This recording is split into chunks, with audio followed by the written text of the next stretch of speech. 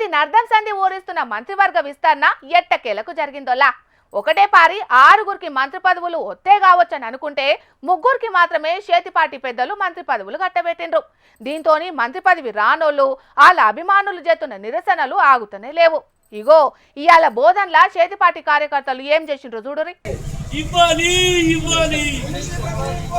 మాజీ మంత్రి బోధన్ ఎమ్మెల్యే సుదర్శన్ రెడ్డికి మంత్రి పదవి ఇవ్వాలని చెప్పి కొంతమంది కార్యకర్తలు బోధన్ పట్టణం బీటీ నగర్ లో ఉన్న నీళ్ల ట్యాంకర్ ఎక్కి నిరసన చేసిర్రు. కాంగ్రెస్ పార్టీలో సీనియర్ నాయకుడైన మా నాయకునికి మంత్రి పదవి ఇవ్వకుంటే వాటర్ ట్యాంక్ మీద నుంచి దునికి జీవి తీసుకుంటామని బెదిరిచ్చిర్రు. ఇట్లా ఈ ముచ్చట తెలిసి బోధన్ పట్టణ సిఐ వెంకటనారాయణ సార్ వచ్చి వాళ్ళని సముదాయించి కిందికి దింపిండు. కొత్త మంత్రుల పేర్లు బయటికి వచ్చిన కాడ నుంచి ఆడాడ నిరసనలు ఎత్తనే ఉన్నారు కొంతమంది చేతిపాటి కార్యకర్తలు. ఇక కొంతమంది మంత్రి పదవి వస్తుంది అనుకున్న ఎమ్మెల్యేలు ఇప్పటి సుతం పెద్ద లీడర్లకు దొరకకుండానే ఉన్నారు. కుదరకిద్దామని చూస్తున్నా కూడా ఫోన్లు ఏమో స్విచ్ ఆఫ్ పెట్టుకున్నారట. పోనీ సీదా పోయి కలుద్దామని చూస్తున్నా కూడా ఎక్కడున్నారో తెలియకుండానే ఉన్నదట.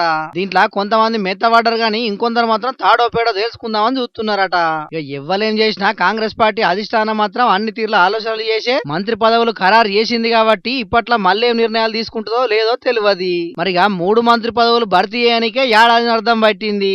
ఇక ఇంకో 3 మంత్రి పదవులను ఎప్పటి వరకు భర్తీ చేస్తారో ఏందో.